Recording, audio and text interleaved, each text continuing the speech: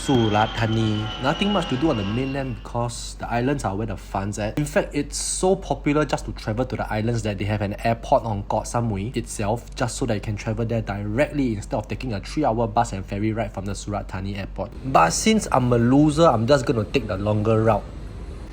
Due to 2021 budget constraints, my challenge for this trip is I can only spend 1,000 baht for the next 4 days. So let's see whether I can make it or break it.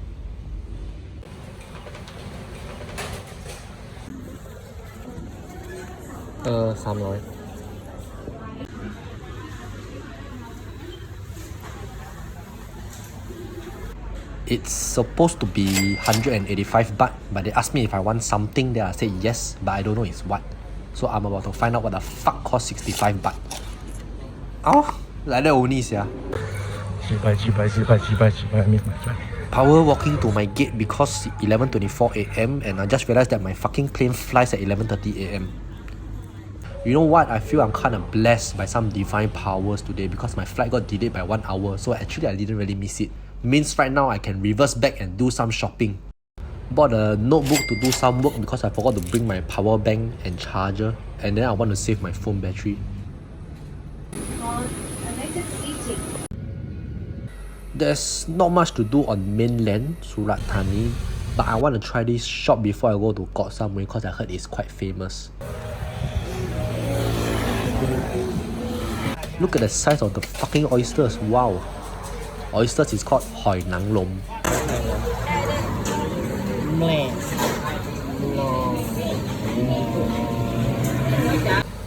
This one, horseshoe crab, is called meng da.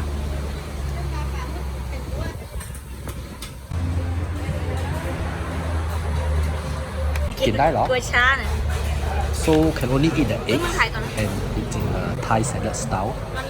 Texture is like soft little po chai peels and they taste like salty little rubber bullets.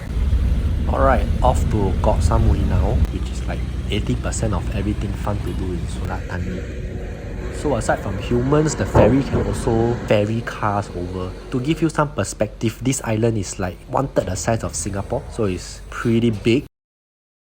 Since there's no bus service or train lines over here, everything's only accessible via car or motorcycle. So if you're planning to come over, you definitely have to rent a vehicle or you can just hire a driver. As per tradition, I will always step into the 7-Eleven to see if there's anything special. And there's this khao ma or fermented rice, so I'm gonna buy that and try it later. Wat Pra Yai literally means big Buddha. You can actually buy the brick and write your name, then you donate, so it's quite an incentive lah. Standard prayer stuff. Okay, this one my standard pattern. After prayer must buy lottery. Okay, come here is to make merry and feed the fish. But I come here to feed the bird because I'm... With Koh Samui, it's beaches, beaches, beaches. I guess come on the boat, the coronavirus cannot catch you because I don't see anybody wearing a mask anymore. I'm gonna go to Tin Island just because you can go snorkeling with the fishes, you can compete with them for food. That boat vaping, is it?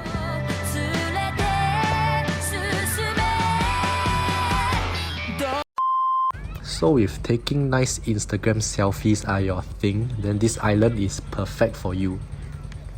If you are a healthy male who like to see girls in bikini, right, then this is the perfect island for you.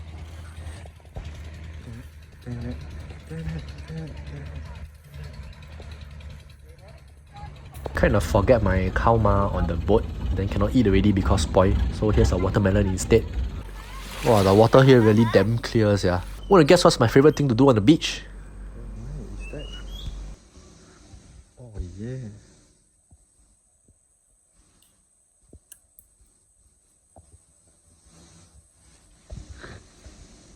If you're looking for somewhere that is not so lapsap and a bit more chill, then Coco Tums is quite a decent place. Certainly nailed the atas vibe quite well. Quite ingenious to use the bean bags instead of rattan chairs or whatever. And they have like the fire stick performance thingy. Okay lah, before this I also think it was quite a cliche thing. But you know, sometimes you just gotta appreciate the simpler things in life. Okay, you know what? Shopping is dead in some way.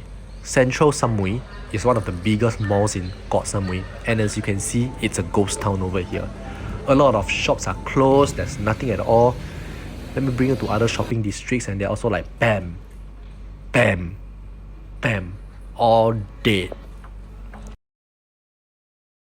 Being a tourist town means that a lot of things in Samui are actually expensive, but that doesn't mean that cheap food is non-existent. With enough effort, you can actually find cheap food like this 30 baht fried chicken over here. So I bought like 70 baht worth of chicken. But you know what? Just as I was going back, I realized I don't have any baht. Then I look back at my videos and I realized something. 300. Shibai, you see, I say 300 baht, right? Then you see my change. They give my change wrongly. Oh man, like this means I spent all my money already. I left like 160 to spend. Gonna write an angry email to the Magic Garden, tell them, but I don't think I can get my money back lah. So anyway, back to what to eat. If you're in the mood for aesthetics, then come on down to Le Bois. They serve predominantly Thai food, but at cafe prices. But it's Instagrammable lah. Or do you want to experience the rich history of southern Thailand? Come on down to Ban Suan Wang Sat. Every item here has a hint of southern Thai origin, but then again can pass off as Malaysia or Indonesia lah at the same time. So they have this unique stool outside the restaurant, and there's only one thing I have to do. Are you going to propose to your girlfriend? Are you an insurance agent who want to show your potential clients that you are successful and you have made it in life? Then come on down to one of the most exquisite restaurants, The Cliff. Everything here costs one arm and one leg, but is it worth it? You decide. You know, I'm actually 70% tempted to actually buy this boat bag so I can use it as a decoration in the future, but see how.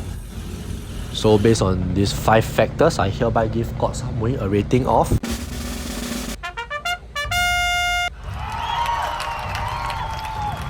Anyway, the pandemic spiking up again. This is like the 4th spike in Thailand, so I won't be traveling as much for now. This is Gong Tao Help Desk signing off. Until next time, man.